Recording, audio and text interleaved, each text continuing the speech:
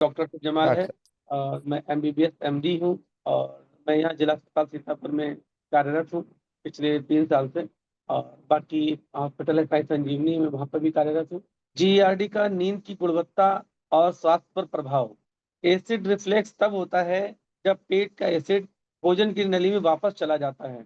यदि यह कभी कभार होता है तो यह सामान्य माना जाता है, लेकिन जब यह अक्सर होता है तो यह गैस्ट्रोओसोफेजियल रिफ्लेक्स रोग कहलाता है। यह उसका कारण बन सकता है जो अधिक गंभीर समस्या है उत्पन्न कर सकता है। जीईआरडी में एसिड का पीछे की ओर बहाव हो जाता है। जैसे उसके कुछ लक्षण होते हैं, जैसे कि हार्ट बर्न, रिगर्जिटेशन, गले में खराश होना, कभी कभी ड्राई कफ भी होता है और सीने में दर्द का कारण बनता है। एटिपिकल चेस्ट पेन भी हो सकता है जीआरडी की वजह से। हार्ट बर्न सीने में रेट्रोस्टर्नल हो सकती है। रिगर्जिटेशन का मीन्स होता है एसिड और भोजन की सामग्री मुंह में वापस आ जाना। गले में खराश होना एक कारण होता है, जिसमें खांसी और घुटन का एहसास होता है। रिफ्लेक्स रोग में दर्द भी उत्पन्न कर सकता है, जो कि कभी कभी गर्दन के पीछे, जबड़े और हाथ में भी फैल सकता है। अक्सर रात में ये होता है। कई लोग ध्यान देते हैं कि जीआरडी के लक्षण बिस्तर पर जानने पर और बढ़ जाते हैं। इसका कारण यह है कि आप पेट के बल लेट की तरफ लेटते हैं, जो कि ग्रेविटेशन पावर की वजह से एसिड को नीचे की ओर खींचने में मदद करता है। इस सारे रिफ्लेक्स की संभावना बढ़ जाती है। इसके अलावा जब आप गहरी नींद में होते हैं तो आपका शरीर उत्पन्न कर सकता है, जो कि एसिड को न्यूट्रलाइज करके पर्याप्त नींद नहीं होता है। मुंह में लार कम होते हैं, निकलना भी कम हो जाता है, जिससे एसिड की वापसी नीचे धकेलना मुश्किल हो जाता है। इन सभी कारणों से एसिड आसानी से भोजन में प्रवेश कर रुक जाता है और अधिक समय तक रहता है। यह रिफ्लेक्स रोगों को और बढ़ाता है, खासकर सोते समय। यदि आप खाना के तुरंत बाद लेटते हैं तो ऐसे खाद्य पदार्थ खाते हैं जिनसे एसिड रिफ्लेक्स को ट्रिगर करता है, तो ये सिम्टम और ज्यादा बढ़ जाते हैं। रिफ्लेक्स की समस्या अक्सर नींद के मुद्दों का कारण बनती है।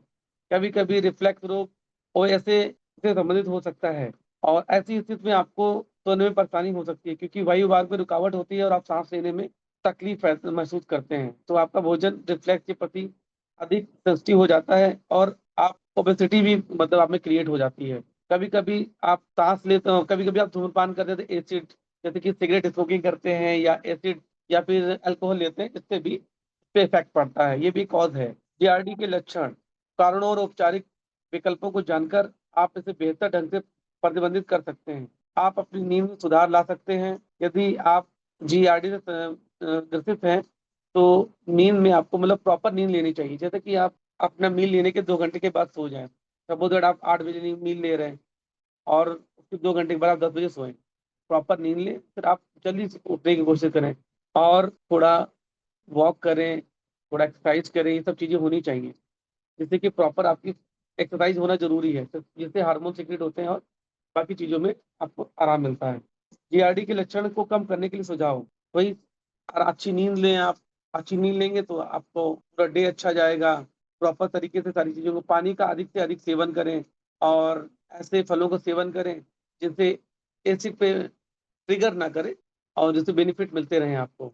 और प्रॉपर एक्सरसाइज करें और आप किसी तरह का अल्कोहल वगैरह ना लें, सिगरेट स्मोकिंग ना करें और फास्ट फूड ना लें। इस तरह की चीज़ों से बचें आप। बेहतर तो यही है आपके लिए। नींद की आदत सुधारें, आराम सोने का माहौल बनाएं। यदि आपके लक्षण समान रहते हैं, बढ़ते हैं, तो आपको डॉक्टर से संपर्क करना चाहिए।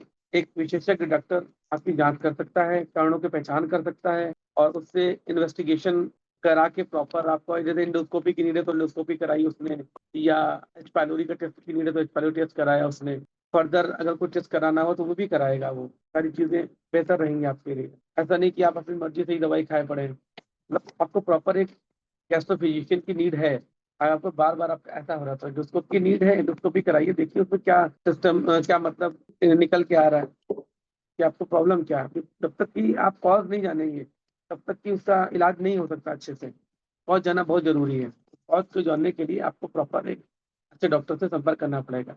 इवन अगर आपके शहर में गैस्ट्रोफिजिशियन नहीं है तो एमडी मेडिसिन हो उसको दिखाइए। अगर एमडी मेडिसिन नहीं तो एमबीबीएस डॉक्टर को दिखाइए, बट दिखाइए। और प्रॉपर जांचों के साथ ही आप इन्वेस्टिगेशन कराने के बाद ही आप अपना ट्रीटमेंट लीजिए। Thank you so much.